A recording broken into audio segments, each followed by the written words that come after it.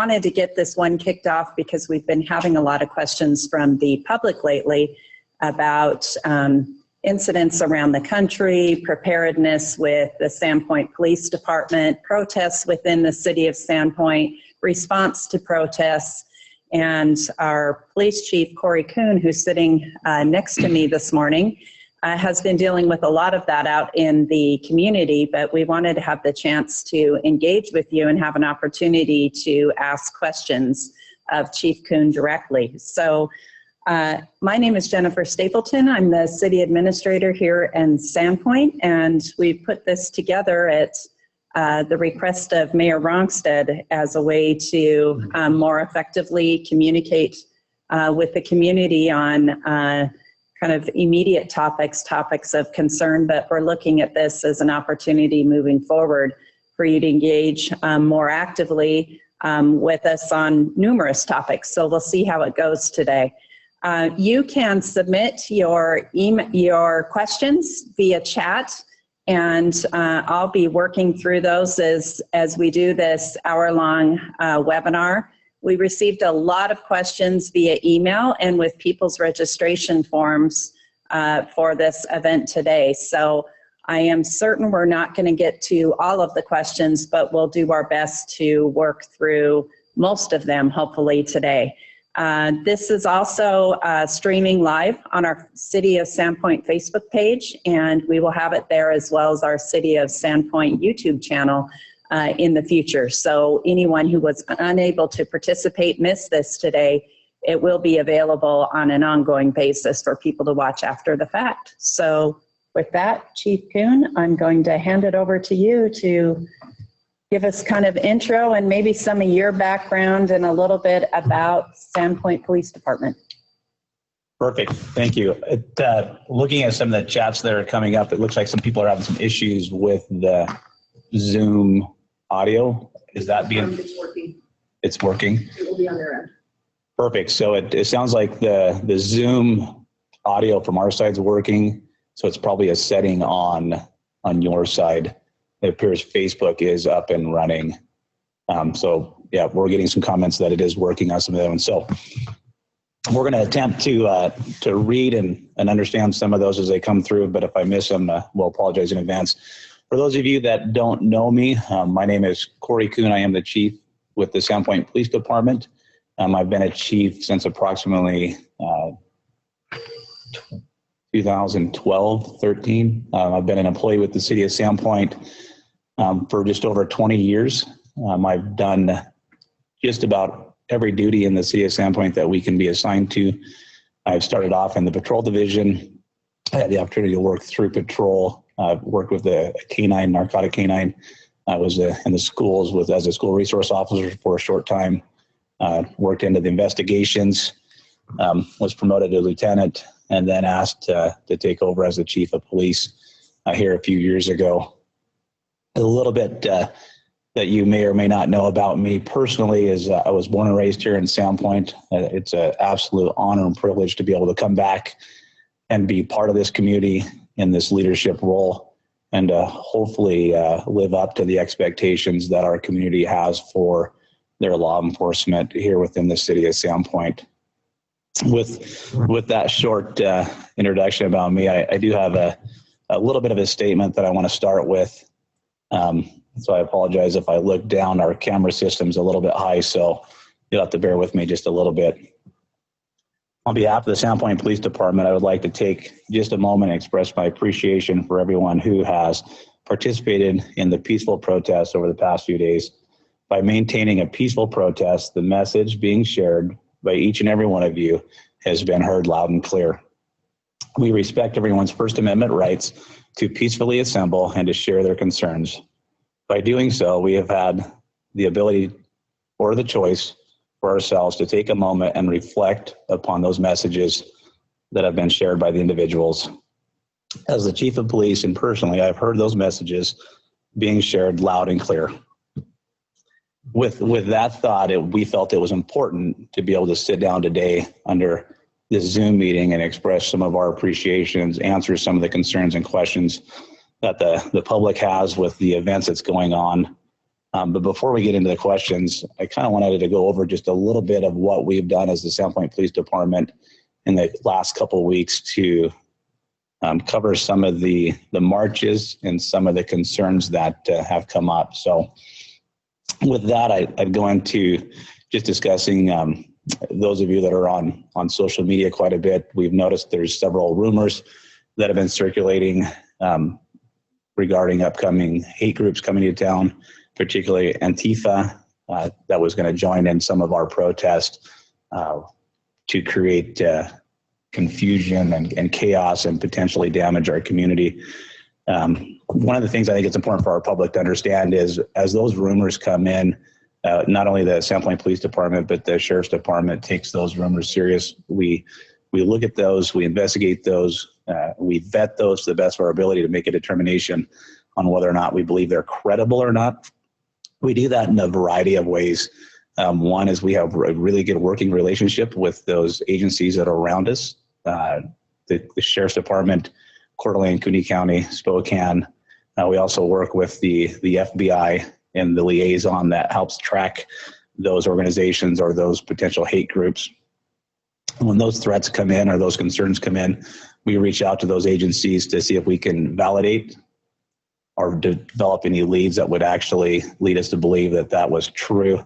Over the past weeks, as those come up, I've been reassured by those agencies that have been involved directly with those potential threats that that's not a case. So at this time, a lot the rumors of those hate groups, Antifa coming, really are just basically rumors. But with that being said, it's something that we as a community still have to be diligent and being prepared for.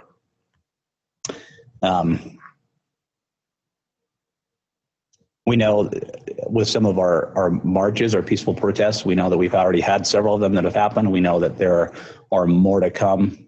We appreciate everybody's First Amendment rights to be able to gather and to protest. We are, as a police department, we're grateful for the ones that we've had so far and for the outcome and the aspect of the messages that are being shared on those marches.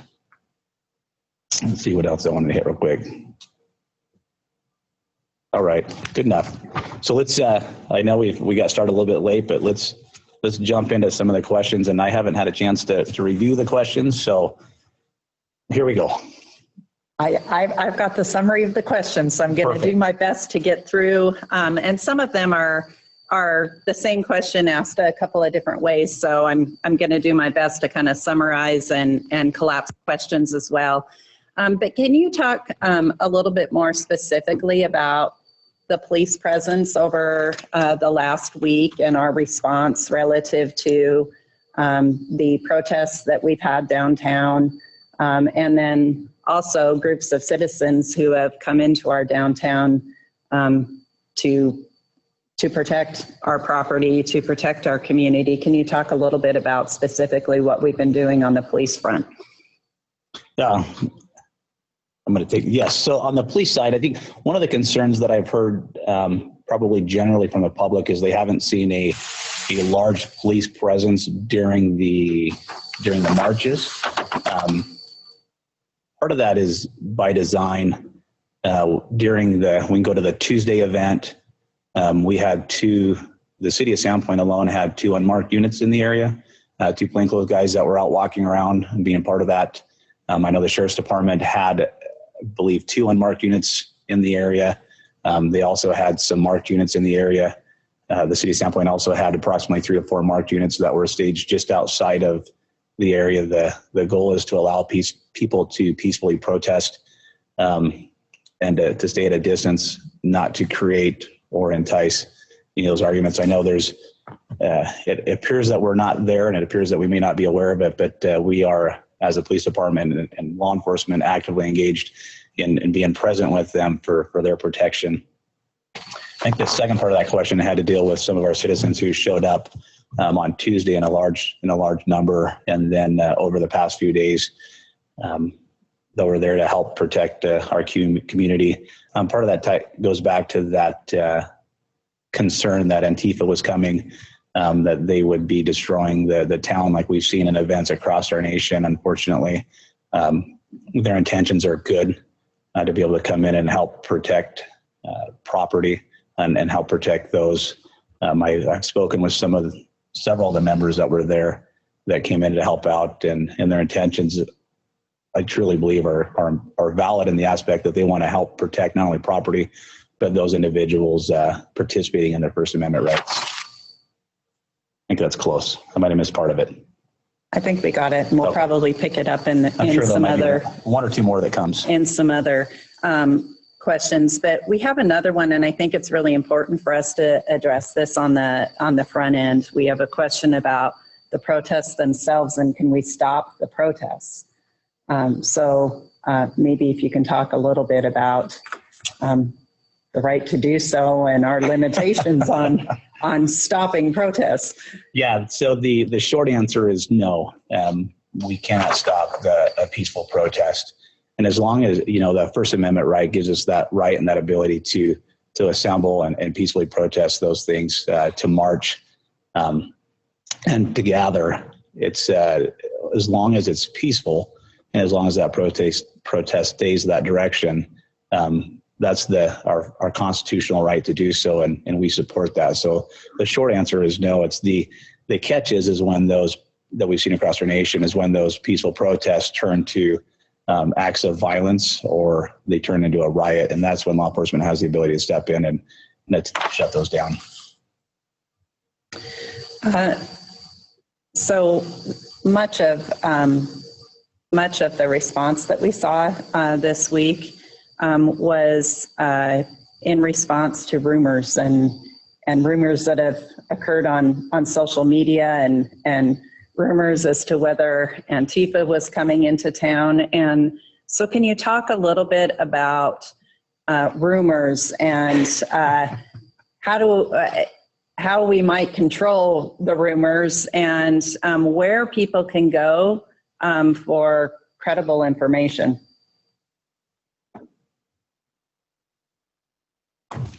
It's a really great question. Anybody that's actively engaged on social media fully understands that there's a lot of personal opinions and a lot of rumors that can start, and they spread extremely quickly. One of the challenges that we've had as a police department here in the city is trying to track down those rumors and be able to verify them or to determine they're strictly rumors. I think one of the best solutions to that and how to eliminate some of those rumors is to look for sources that are a valid source or someone who's trusted or has that knowledge. And with that being said, I look at the Sandpoint Police Department has a webpage for information. The city of Sandpoint has a webpage that comes out. Nixle is a source of information. If you haven't signed up for, is a source of valid information. There are certain channels where information can come that would be valid and true, more credible than other, to be able to address and clean up the rumors that happen. And I'll go off on a tangent just a little bit. Wednesday night, speaking of rumors, Wednesday night was one where we've seen a lot of rumors coming in with Antifa being in town. We were having reports from 10 people dressed in black with masks running around town with bricks, to 50 people dressed in black with masks running around town, to the peaceful protest that was on a Long Bridge with some of our teens that were partially dressed in black being classified as Antifa. Every time one of those rumors or false reports come in, I've told my staff that we're investigating and looking at every one of those because we have to be diligent in our job. But every time we chase one of those rumors, that takes us away from doing something that we should be focused on. So it's important as we look at Facebook, as we look at the rumors, as we get the intel that we believe is coming in, to make sure we verify it before it gets out of control, I guess would be a nice way of saying it. Great. So we had another question which kind of builds on the last, asking if we had a credible threat, how we would inform business owners and citizens. And I think to your point, we have our official communication channels here at the city. We use our official City of Sandpoint Facebook page. We use the official Sandpoint Police Department Facebook page. We have an official Sandpoint Parks and Recreation Facebook page. And so we push out information on all of those, including our website.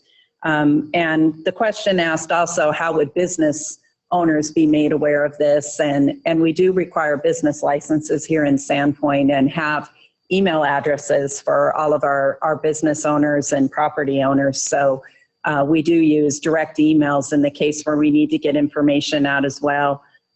We're commonly issuing press releases, working with the press, so we'll ask them to share official information on their pages as well, online pages, as well as in print articles, but obviously online gets out faster. And then just a reminder to people that we have the Engage Sandpoint app as well too. And you can sign up for notifications on that app, and they push through to people's cell phones.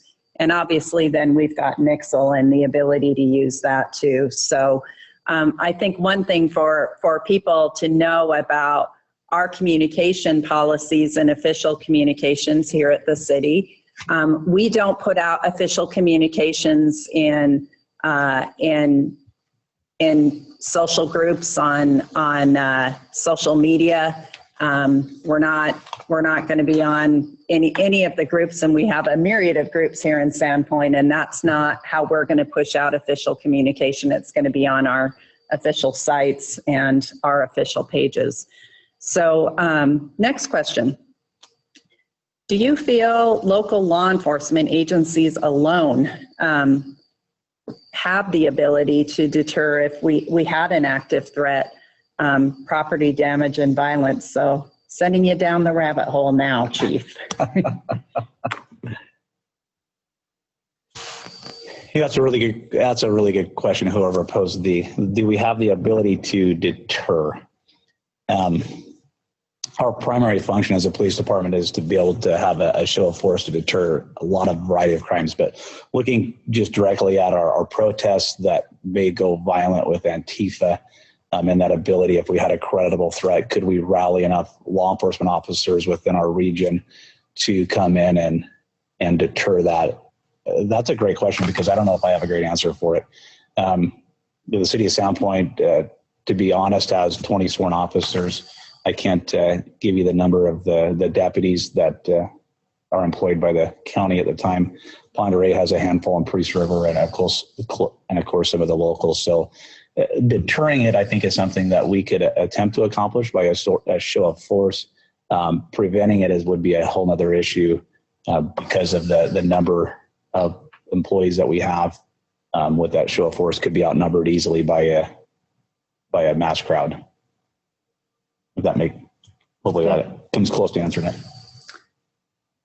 So let's talk a little bit, because we're getting a lot of questions about our armed citizens, both Sandpoint citizens and outside of Sandpoint, that came into the downtown in recent areas to protect the city and prevent property damage.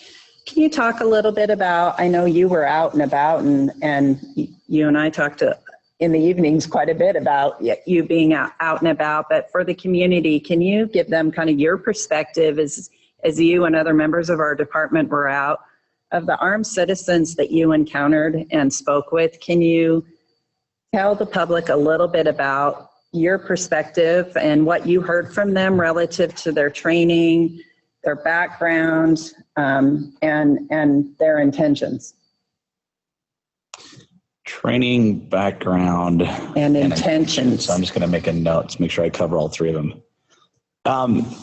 So as everybody knows, Tuesday was probably the largest showing of the Patriots that showed up in town in that aspect of being armed citizens to help prevent that rumor of Antifa coming. There was a lot of unknowns during that Tuesday gathering with a lot of short notices on what the concerns of Spokane and Coeur d'Alene. With that being said, when I was down there, one of the things that I do enjoy doing is making contact and visiting with people on both sides. It was easy on the Tuesday to identify the kids marching, since I knew a majority of them. on the other side, the patriots, the armed citizens that showed up. Some of those that I do know personally. Some of them I don't know. But as I was visiting with them, I know one of the concerns that I've heard over and over again is that concept of training and their background. Not knowing everybody there, I couldn't to give you a great idea of what their training and or background or experience with their sidearms or the weapons they're carrying. I do know that some of those groups that do show up are very active in training. They have a training regiment that they go through.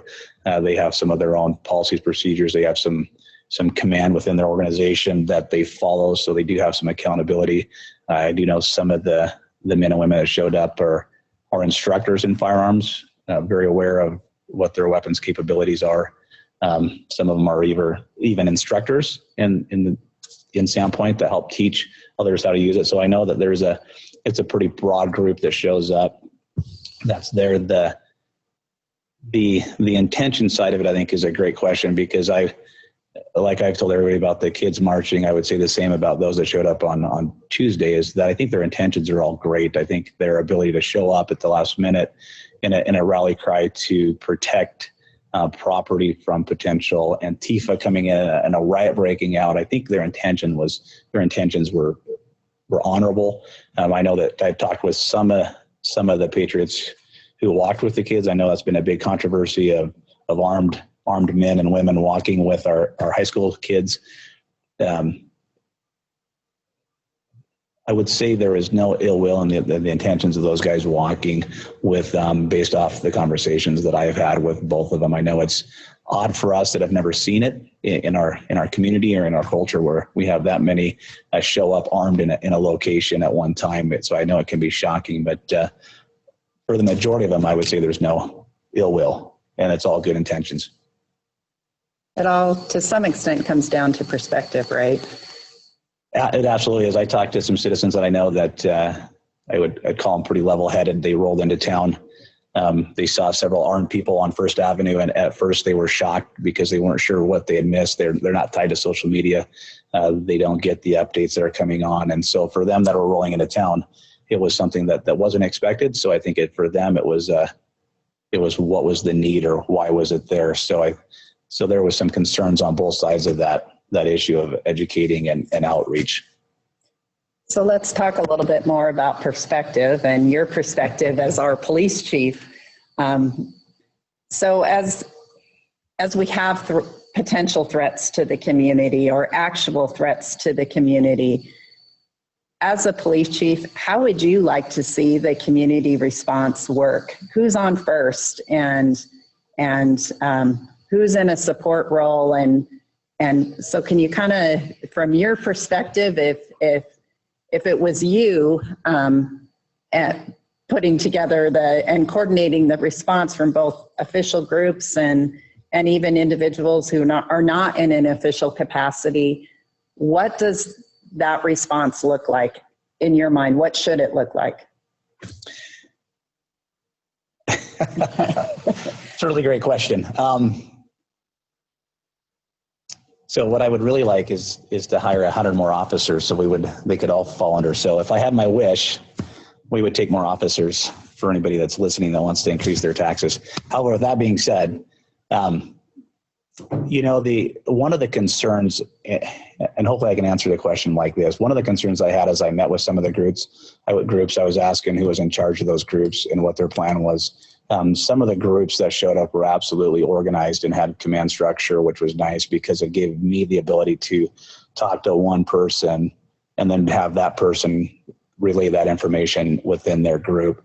On the Tuesday event, we had so many people show up with limited organization and limited command structure. It became complicated to communicate effectively what the mission or the goals or the objectives would have been for that night. One of the things that we've done since Tuesday, seeing how many people are willing to show up, is I've reached out to some of those groups. We started discussing some of those issues. How can we identify who's the leaders of the groups? How can we identify those who are in charge? How do we create that command structure within a group that's showing up at the last minute? Who ultimately is in charge and who takes on that role and responsibility?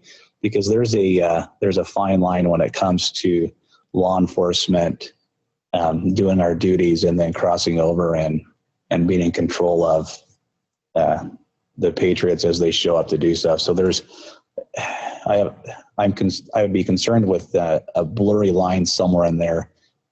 But at the same time, I think it's our due diligence to make sure as the police department, as a chief, that we understand who's in charge, who's given guidance, who's given direction, to make sure if that does happen, that we have responsible parties on all sides, making sure that our mission of the police department is our community is still being met.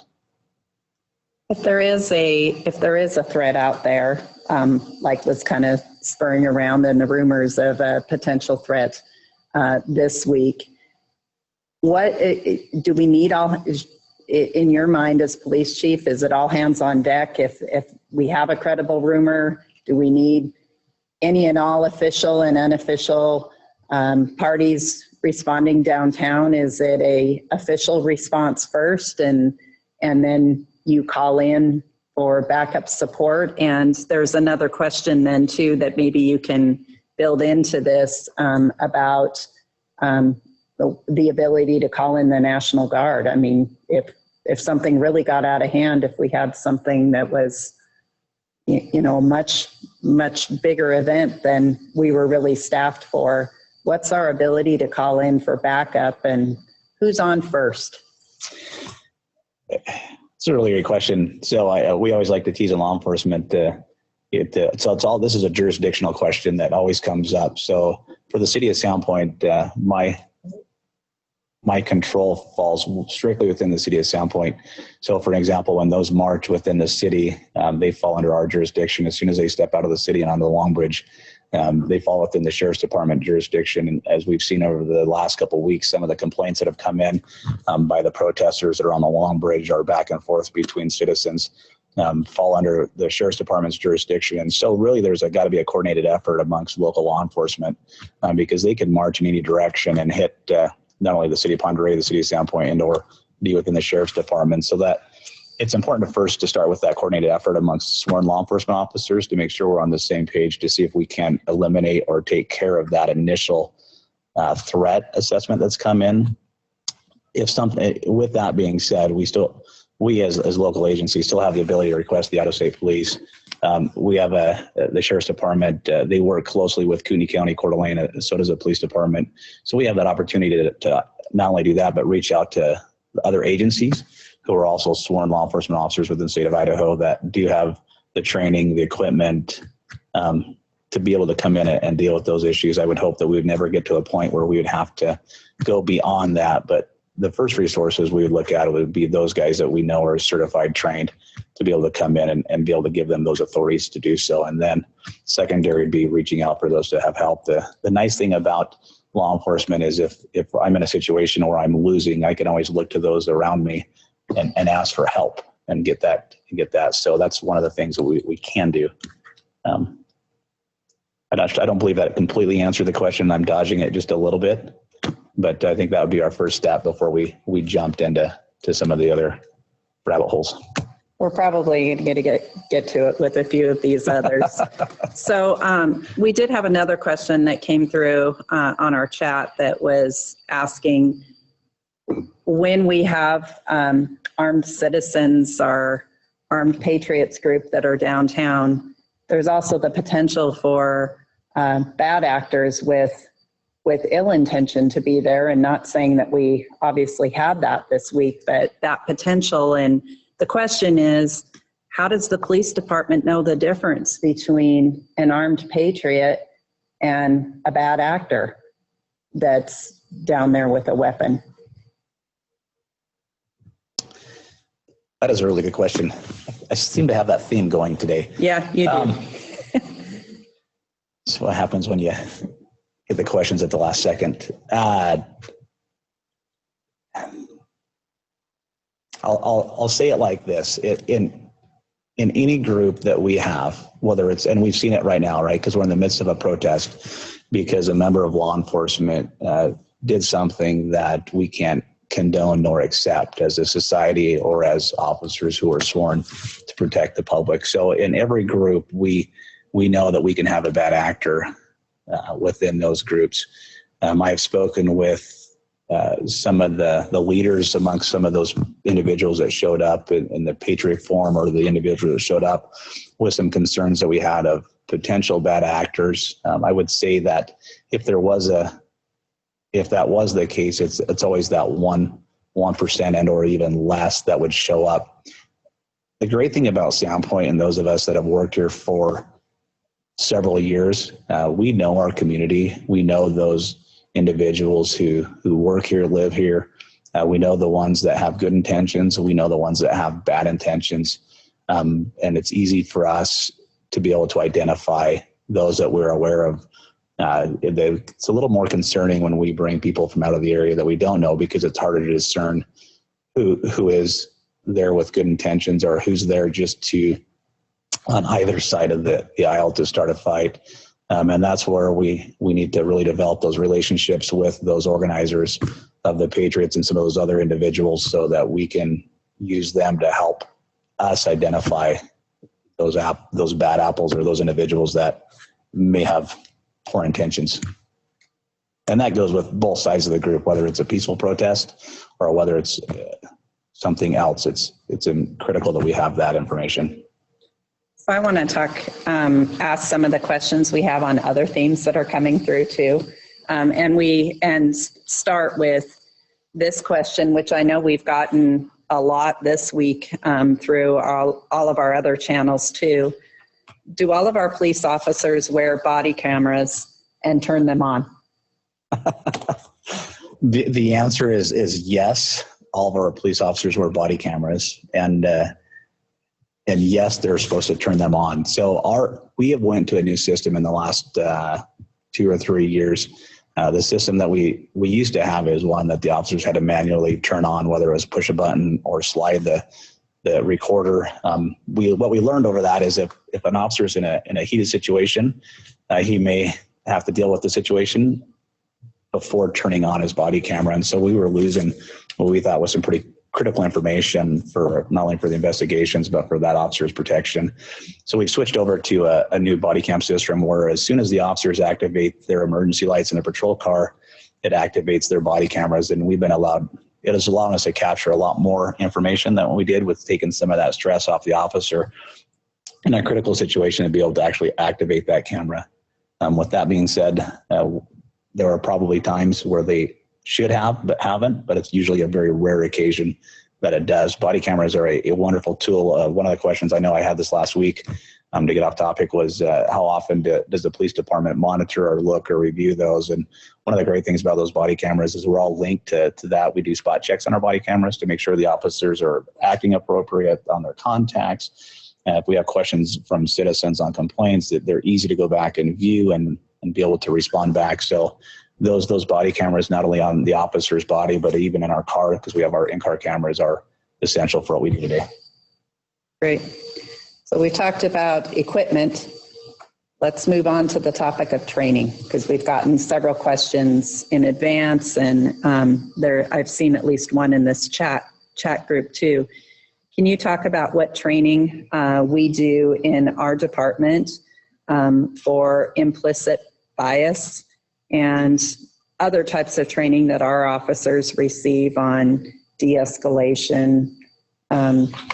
Mental health probably would be a good one to throw in here too. Can you talk about what we're doing proactively with training?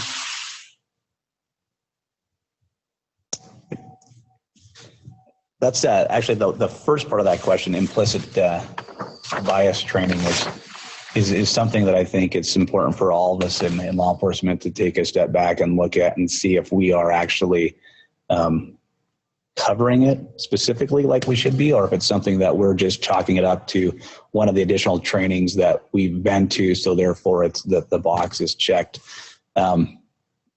So that actually question came in yesterday, and so the nice thing about that one is I had some opportunity to look at it, review it, and actually ponder it, and it's something that as we listen to the messages that are being heard as a police department and those ways that we can improve, I believe that's one of the areas that the police department can improve in, with more specific training reference to implicit bias. But with that being said, we do have training that covers a lot of the attitudes of stereotype, understanding some of those actions from officers not receiving some of that basic training. One of the things that when I took over as chief that we were lacking was a lot of de-escalation through mental health related calls. We respond to our hospital for a variety of mental health related calls. Even with here in the city of Sandpoint, we saw an uptick in those type of calls. All of our officers now are CIT certified. They've all been to a 40-hour course. In that 40-hour course, they learn how to deal with people in stressful situations.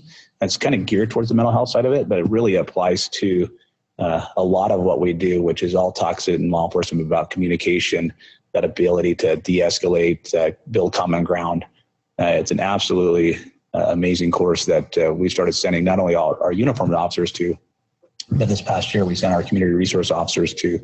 And as that course continues, the goal is to send our entire staff to that so that they have that ability to learn to communicate better, to de-escalate, to have an understanding of those that they are working with and the situations they come through. With that, though, I look at the situation that's happened with George Floyd, and I look back at our training for the police department to see where we're at with an understanding of some of the new officers. Excited delirium is one that jumped out to me. Is are we meeting our needs and our training with our officers to understanding medical conditions, being able to not only treat the person with their mental health side of it to effect an arrest, but then at the same time to be able to look at and diagnose, and I shouldn't say the word diagnose, but understand the situations that those individuals that we're arresting and or having contact with are in. And so there are a lot of different training classes that we've been to that our officers are pretty skilled in, that we do refresher courses on, but there's always room for improvement on some of those areas. So let's talk a little bit about our culture in the police department. We had a question on how do you create a culture where our officers support one another to do the right thing and not turn a blind eye.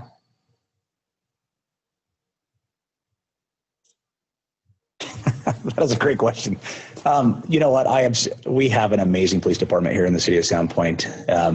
Our officers are outstanding in understanding what their roles and responsibilities are to this community. Several of them have been born and raised here within the community, like myself. We have, which is good for a couple of reasons. Is one, when we come to work and we do our job, if we mess up or someone thinks we mess up and we're critical of ourselves, we have to go home and justify that to our family, our friends that are deeply rooted in the community. So it gives us a different perspective when we're doing our job. I really think that culture, though, that question refers to really starts at the top in the leadership role with myself and our command staff of what is acceptable behavior amongst our officers. One of the things that we've changed over the last several years is I take complaints from everywhere. It used to be in the old days where you'd have to come in and officially write out a statement, sign your name, and then the police department would investigate an officer complaint. I get complaints from our officers in a variety of ways. I get phone calls, text messages, Facebook messengers, emails. We get official ones that come in. I get them third hand. I even find them on social media where someone's complaining to somebody else about a traffic stop or a contact. When we see those, we take an active role in looking into those to make sure that our officers are making the right decisions at the right time. And if we have that ability to go back and correct either the person who's making the complaint to explain why they did what they did, or that ability to go back to the officer and say, you know what, there's a chance that we need to improve with our contact because of X, Y, and Z. We take it. It's a serious role that we have, and it's important that we do that. That culture is something that we've really worked hard to develop in the last few years with our community, to develop that relationship with them. I would go on a limb and say we have a great relationship within our community, and that's something as not only as myself but as the police department wants to maintain and keep. All right, so let's do a dive back into a specific this week because it's come up quite a number of times on the chat, and I know we've seen it too out on social media. We had our kids earlier this week that were doing the march across the Long Bridge. it was mainly our local high school kids, correct? That was in that march. The majority of them that I knew were all, high school kids. And there was an incident where we had someone who came by and was rolling coal on the kids. And so there's been a lot of talk about that. And so what's been done in that regard? Are you aware of that? Are officers aware of that? There's been a number of questions around that. So yes, I'm aware of it. The police department's aware of it. We talk about jurisdictions and authority to take care of calls and complaints. The incident that I've seen on social media, the incidents that I've seen sent to me, are there on the Long Bridge where you have two pickup trucks slow down and roll coal. One of those Facebook posts has an inappropriate comment that went with it. One could attempt to justify criminal actions based on their actions. With that being said, I don't know where the investigation's at. That falls actually under the Sheriff's Department's jurisdiction on the Long Bridge. And so those that have requested complaints or investigations reference to that, we have requested them contact the Sheriff's Department for that follow-up in that investigation. And I don't have an answer to where they're at in that investigation. Okay. How about when we have marches or when we have protests, what should individuals who are involved in the marches or protests do if they feel that they're being harassed? And what do we do in response?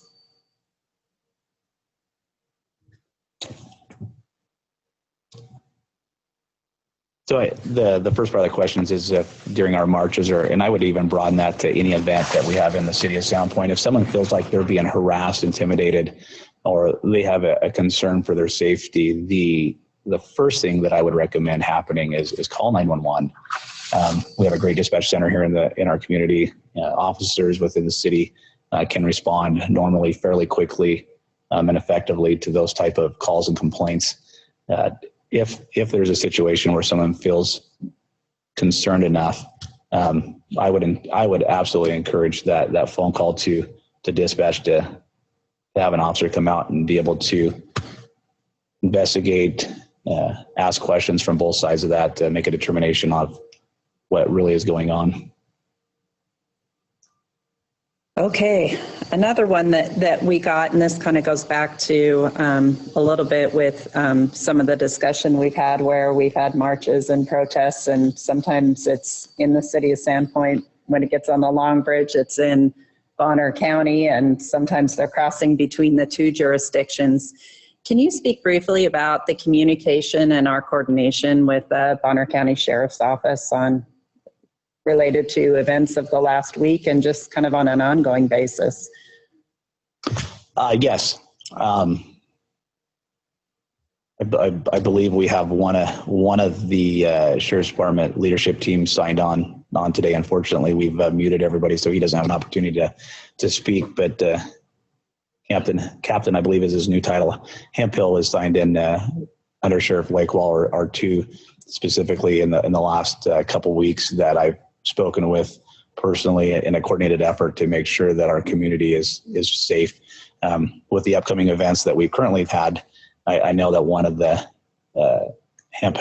Captain Hemphill is one that was there on scene with me in a marked unit, making sure that boundaries of that crossover between the city and the county is being taken care of. And so not only with our marches, but with some of the other events coming up, we speak often with our counterparts here in the community, the Sheriff's Department in particular, as a resource to help out with those larger events.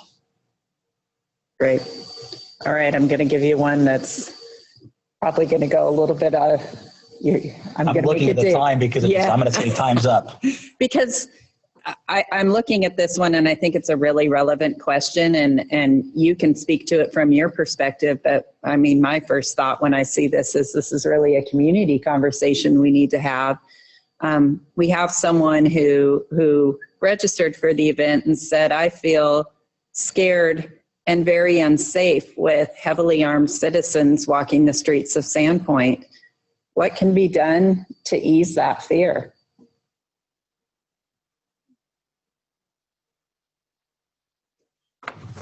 I think I was getting ready to go to work this morning. My wife brought up a situation, and I don't remember what city it was one, but it's that concept of breaking bread. I think there's a lack of understanding from some individuals on the intent of those that showed up that were armed that creates that. So we talk about right now the concept of implicit bias. We talk about a lack of understanding. We talk about stereotypes.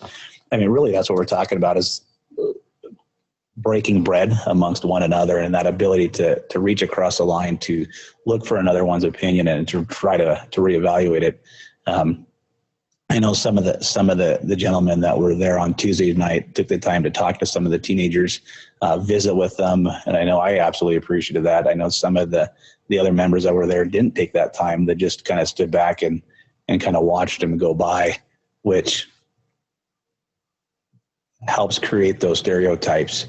So it's that ability for both sides to take a second, slow down, reach across the aisle, as they say. I love the concept my wife said this morning about breaking bread.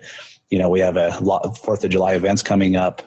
There's going to be a huge, we're hoping for an event that takes place with games down at one of our parks.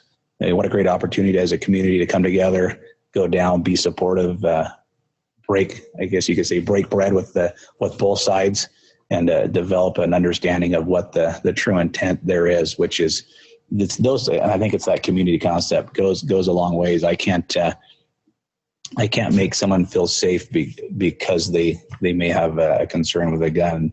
It's us as individuals have to reach outside of our comfort zone and hopefully try to break down some of those bias on both sides of it. Well, and I think actually some of what you've done with the department over the last several years kind of emulates how that can be done too. So I know we've done kind of our coffee with a cop, and yes, and we're down in downtown regularly, and it's a strategy really we've employed across the city. But maybe from your perspective, you can talk a little bit about, because you deal with this on an ongoing basis from a police standpoint. It's got to be about relationships, right? And absolutely. Opening communication and developing an understanding. So maybe you can talk about some of the things that we've done through the police department over the last several years to try to build those relationships and those community connections. Yeah, that's a great question too. There's that stereotype always is that the police are out there against the community. I go back to several years ago. We had a flyer that went around that said something to the effect, if you come in, you come into Sandpoint on vacation, leave on probation. Hate to open up old wounds, but it was something that really impacted, I know, myself, and that perspective that we have from our community, and how are we doing as a law enforcement, and are we doing the right outreach to build those relationships? We've been extremely active in not only our fair, in our events and our booths, and our bike rodeos, getting out within our community, walking around and visiting our school. We have 2 school resource officers now that get to go out and they work shoulder to shoulder with the kids on different projects. It's those events of slowing down and building those relationships.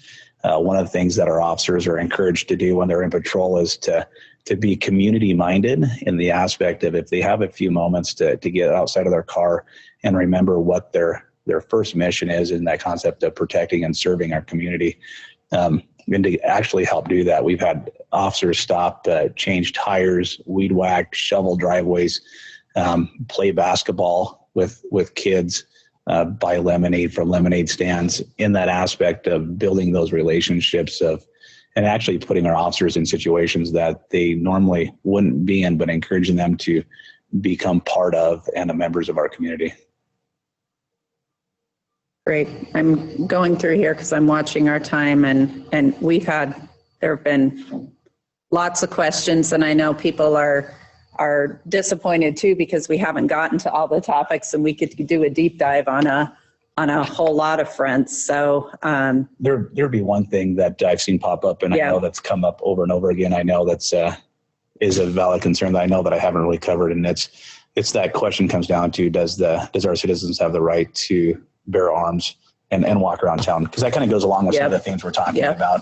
And I don't think I've really covered it, or I've been clear on it, and not that I'm dancing around the subject. I didn't want the focus. I wanted the focus really to be about the messages being shared in our protests and what we can learn from them from a police department perspective. But I think it's important for our community to understand, along with that First Amendment right, that we have to peacefully assemble and to speak out against what we believe is injustice, or to ask for changes is important.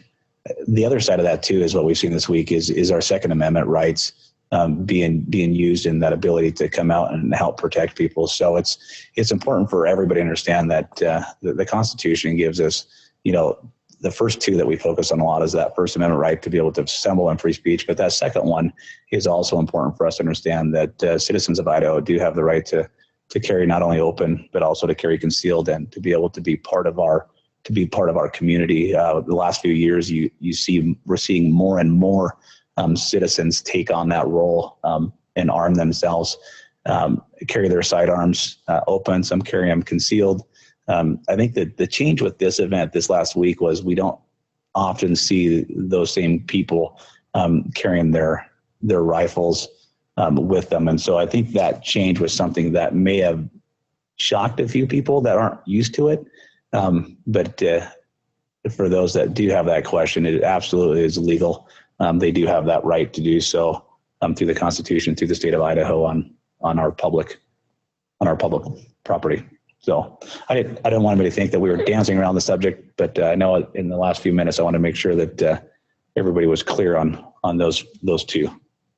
Yeah, I'm sure that's going to I'm sure that's going to create a hailstorm of questions. However, that being said, that definitely has been a theme that we've seen come up through the chat, and I think that's the challenge then for people to understand, for us in government, is we have a responsibility to protect First Amendment, Second Amendment, and constitutional, and all of the and follow all of the amendments to the Constitution, which creates challenges. Sometimes we have people who want us to take action on something that we don't have the legal right to do. So absolutely, and that's, we talk about bias in a lot of different ways, and I know that with George, with his death, has really created that concept of what law enforcement's doing better to improve our bias. But I think it's a great time for that. We talked about at the beginning of the meeting, perspective, right? What are our perspectives on different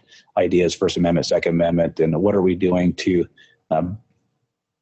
maybe review or change our perspectives that we have on those that are exercising those rights?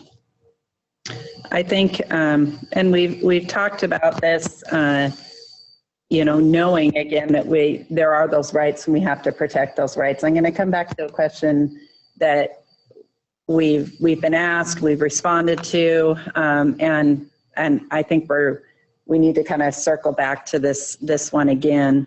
In your opinion, where we have citizens who strongly feel that they want and should play a role in protecting the community, how could they be most effective in doing that? And how can they be most effective, again, in doing that and considering the role of law enforcement?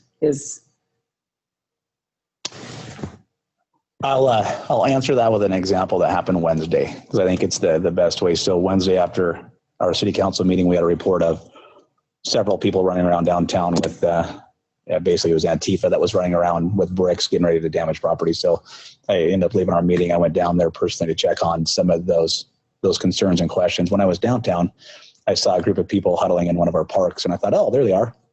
Unfortunately, it wasn't. It was one of our local.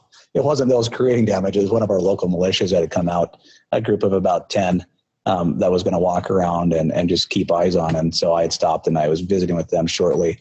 And I asked them kind of what their goals and objectives were for the night and what their plan was. And I think they had it absolutely outlined. So the great part back was they reported back to me that their goal was to be eyes on. Their ability was to go out and to look at and see, and if they saw something suspicious, they saw something getting out of control, their first response was to call 911 and have law enforcement respond and then assist as needed. And I think that's the goal that every one of them should have, is each and every one of us can first have that ability to be an observer first and call 911 and then take a role as directed or as needed. All right.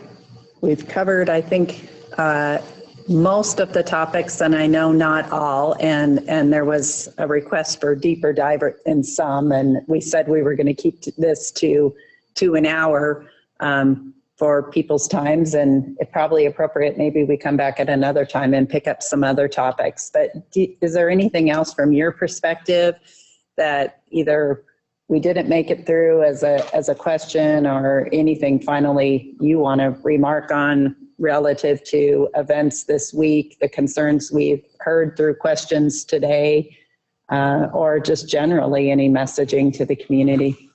No, I think if I was going to close with anything, one of the things that I would challenge our community to do is to really look at all issues on both sides and try to find common ground on both sides so that we could evaluate. The other thing I would say is if you have concerns or questions, don't be afraid to Facebook, email, text, or reach out to me and see if I can't help answer some of those concerns or questions. I can't always answer them, but at least we can make that attempt to do so. The other thing I would say is if Jennifer and I talked the other day about making this a monthly or a quarterly concept of where we could sit down as a Zoom conference now with technology that we've set up and be able to have this interaction with our community. If it's something that as a community you'd like to see, let us know, and it's something that we might be able to facilitate, even if it's we create topics or just answer random questions again. So I appreciate everybody that tuned in. I'm not sure how many did we have sign in? Do we know? How many did we have today, Mary? Can you?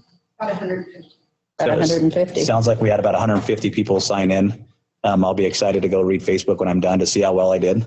And we'll go from there. But I appreciate everybody signing in. I appreciate the questions that were submitted and the concerns that we have. And so.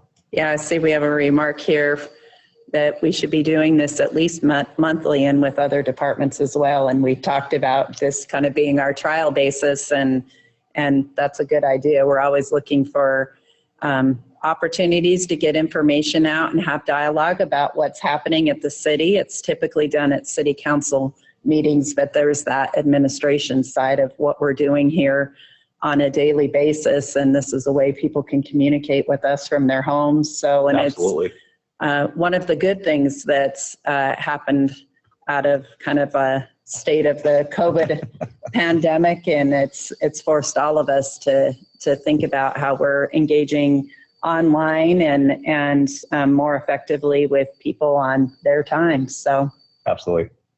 Thank you all for the 150 plus that joined us today, and we'll look at doing this again and with more notice. Anything else? Nope, I think that's great. Thank you.